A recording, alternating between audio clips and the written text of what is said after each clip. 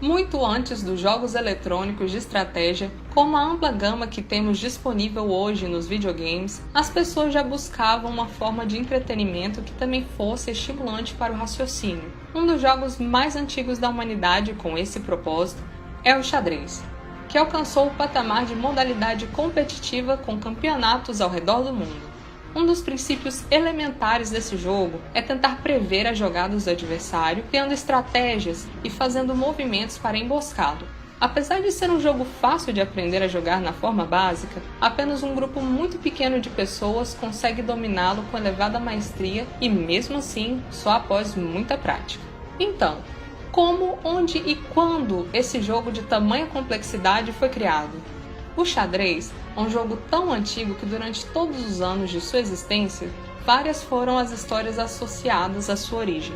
Alguns dizem que versões do xadrez e do seu tabuleiro já remontam do Antigo Egito ou da China dinástica, mas a sua origem mais apoiada é que, de fato, ele tenha surgido na Índia no século VI, derivado de um antiquíssimo jogo hindu conhecido por chaturanga, nome que fazia referência às 4 armas do exército indiano: o elefante, o carro, o cavalo e a infantaria. O que não significa que essa forma primitiva de xadrez fosse de fato parecida com a que jogamos hoje. Isso fica evidente quando se sabe que essa forma mais antiga de xadrez era jogada por 4 jogadores, mas esse modelo inicial introduziu as peças e suas variadas posições, fazendo da chaturanga um evidente ancestral do xadrez moderno.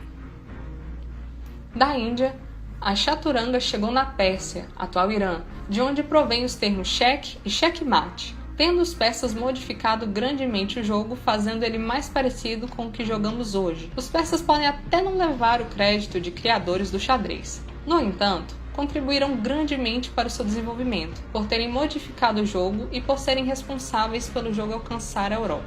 Foi durante o século XIII que o xadrez ganhou uma posição firme no continente europeu e se tornou realmente popular. Foi também nessa época que o xadrez moderno nasceu, desde as regras que conhecemos hoje, como a capacidade do peão ser promovido uma vez que ele alcance o quadrado mais distante do tabuleiro e a rainha ser a peça mais poderosa, regras que foram postas em prática na Espanha e Itália.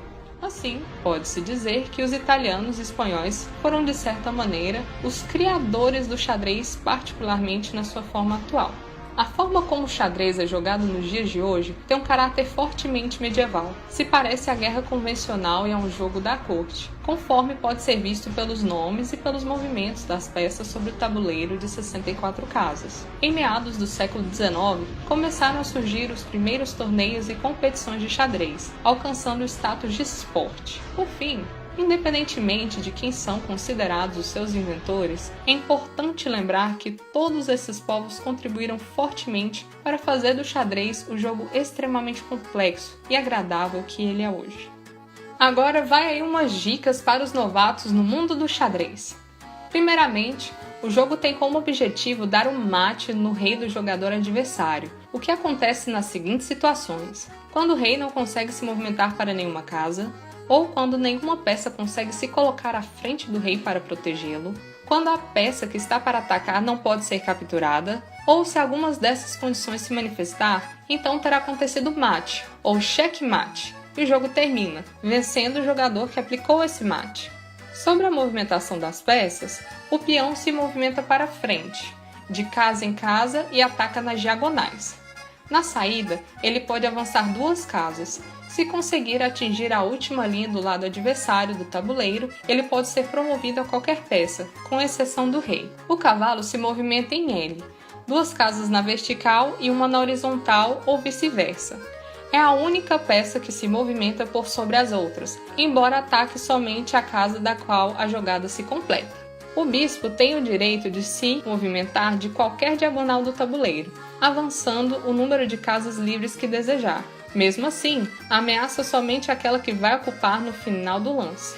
A torre representa os castelos europeus da Idade Média. Desloca-se na horizontal ou na vertical quantas casas livres quiser e ataca apenas a última casa de seu movimento. A rainha pode andar em qualquer direção, qualquer número de casas.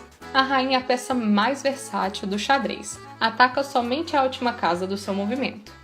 Por fim, o rei, que sempre foi a figura mais importante do jogo. É sobre ele que se aplica o checkmate. O rei se movimenta em qualquer direção, uma casa por vez, só não pode ocupar as casas vizinhas à do rei adversário.